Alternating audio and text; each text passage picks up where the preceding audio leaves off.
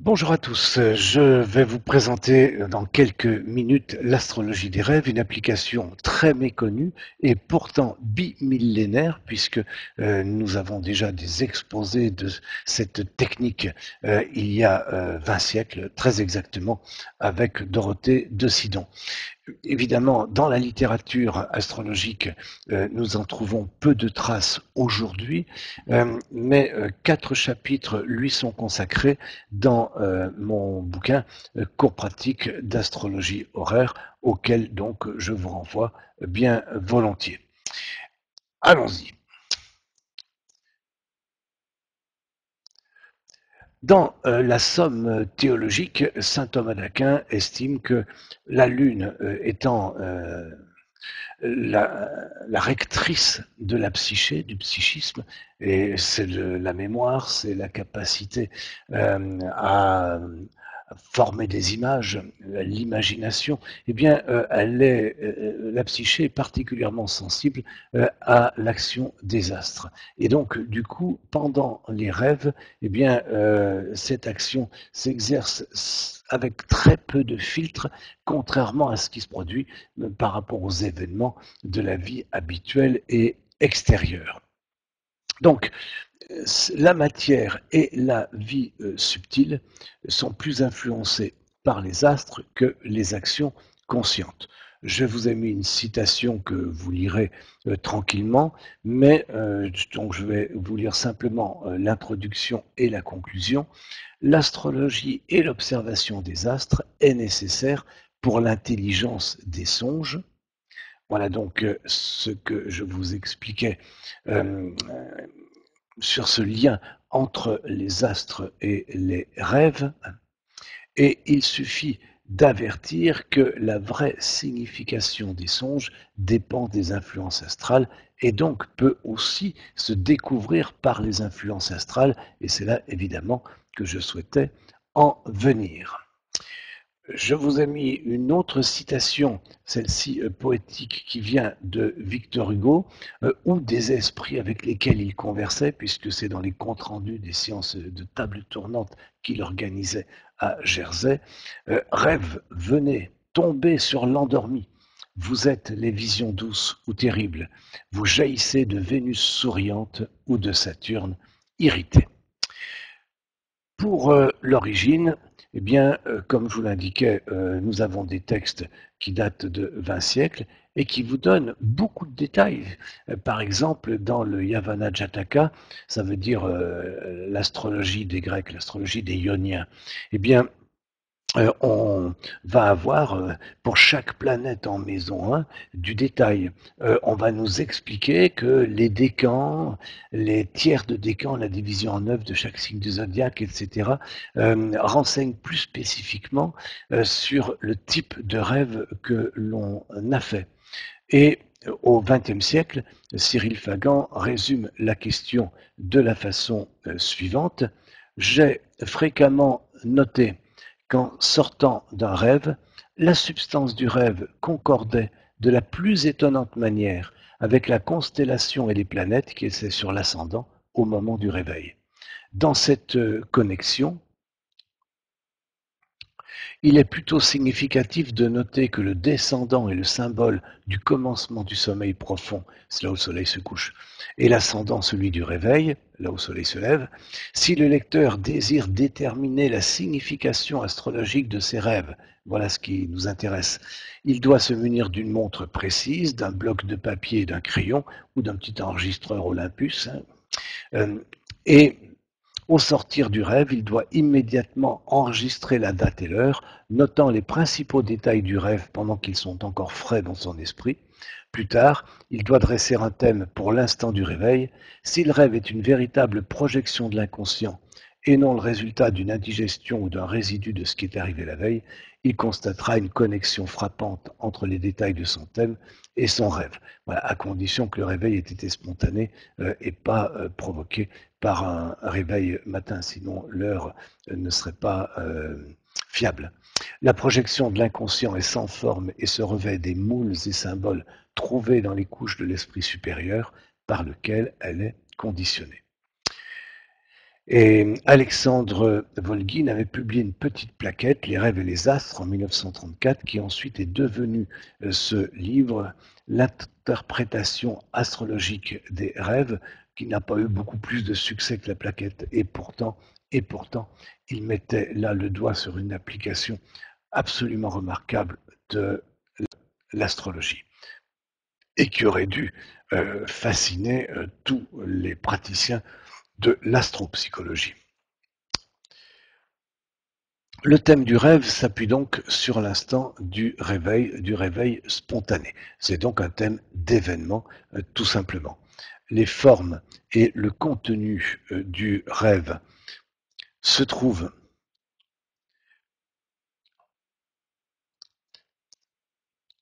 voilà, se trouvent en correspondance parfaite avec le ciel et dépendent des configurations au moment du rêve. En pratique, ce moment du rêve est aussi celui du réveil, puisqu'on ne se souvient d'avoir rêvé qu'au moment du réveil. Autrement dit, on peut suivre le rêve dans le thème dressé pour le réveil. Alors, dans ce thème, il y a, comme toujours, des maisons qui sont plus adaptées que d'autres à l'interprétation. Alors, la maison 1, toujours, comme dans n'importe quelle application de l'astrologie, elle indique la nature de la chose pour laquelle la carte céleste est dressée. Et donc, la planète en maison 1, surtout si elle est dans le signe ascendant, donne la tonalité du rêve à un point tel que on peut, quand on commence à avoir une petite collection de rêves, les classer par planète en maison 1, et on se rend compte que tous ceux qui ont la même planète en maison 1 ont une ambiance qui leur est commune. Quand il n'y a pas de planète en maison 1, le signe est censé euh, donner la tonalité, mais c'est beaucoup plus difficile à détecter, alors que le maître, enfin la mutaine de la maison 1, lui, va nous renseigner de manière très claire. Les aspects, notamment les aspects étroits reçus par l'ascendant, sont aussi déterminants. Je vous ai mis quelques correspondances qui sont proposées par Alexandre Volgin pour l'essentiel, en tout cas pour les premières. Euh, pour les nœuds lunaires, c'est à titre expérimental. Comme on trouve peu d'informations sur les nœuds lunaires en Occident, j'ai trouvé quelques infos qui viennent de Guido Bonatti, donc on est euh, au Moyen Âge, au XIIe siècle, et puis quelques infos également qui proviennent de Volgin pour les trans-saturniennes. Il faut simplement savoir que les correspondances sont très classiques. C'est-à-dire que si la Lune se trouve sur l'ascendant, vous allez rêver ou à la Lune, ou à la mer, ou à la foule, ou à des liquides, etc. Mais comme c'est presque sans filtre, c'est très intéressant, d'une part, parce que l'image correspond vraiment au symbolisme de la planète, et d'autre part, quand on prend une planète comme Pluton, par exemple, eh bien, ça permet de voir à quoi Pluton correspond, quels sont les attributs de Pluton en fonction des images que nous avions dans le rêve. Et voilà ce que nous dit Volgin avec juste raison. Pluton est lié au feu, à l'électricité, à la technique, aux appareillages électriques. Donc, voilà, on est dans quelque chose qui n'est pas du tout le chaos du nazisme, la bombe atomique ou je ne sais quelle fantasmagorie. Voici une illustration toute simple, c'est un rêve que j'ai fait, donc il y a déjà quelques années, et dans lequel le soleil joue un rôle central, mais vraiment le soleil en tant que soleil. Alors lisons-le rapidement. Le temps était mauvais. C'est alors que X, peut-être un certain Jean-Claude, mais je n'avais plus le souvenir exact, prit une craie et traça dans le ciel un soleil. Un dessin d'enfant, un simple cercle avec des rayons autour. Il le traça comme si le ciel était une surface plane grise, comme si c'était un tableau. Il s'y traça aussi facilement que s'il eût été tracé sur un tableau. Il se trouve que la craie était bleue, et l'on parla tout au long du soleil bleu, même si le tracé paraissait plutôt être en blanc. immédiatement le beau temps revint, etc. Eh bien, qu'est-ce que nous avons ici? Nous avons sur l'ascendant, en conjonction partile, même degré, 20 degrés, le Soleil. C'est aussi simple que ça. Alors pourquoi soleil bleu? Bon, il est vrai que Don Néroman l'aurait mis bleu, le soleil en tant que tel, mais ici nous avons de toute façon une nouvelle lune applicante, et là nous avons un bleu profond qui est en correspondance.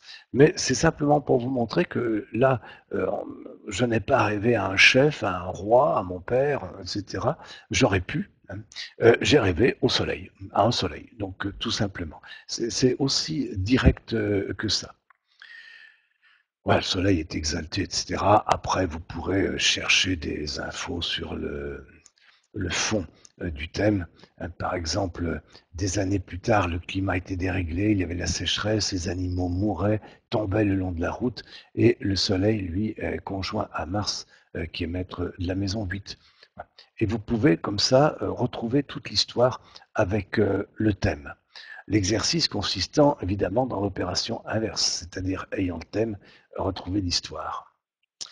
La Lune est également importante, on s'en doute, comme planète des rêves, et les aspects que forme la Lune va, vont nous donner des informations très très utiles parce que ces aspects se transforment aisément en images et en plus nous révèlent la signification à venir du rêve. La maison 4, la fin des choses. Pour une fois, on y trouve une application à cette histoire de fin des choses, décrit l'issue du rêve, sa dernière partie, l'épisode sur lequel il se conclut.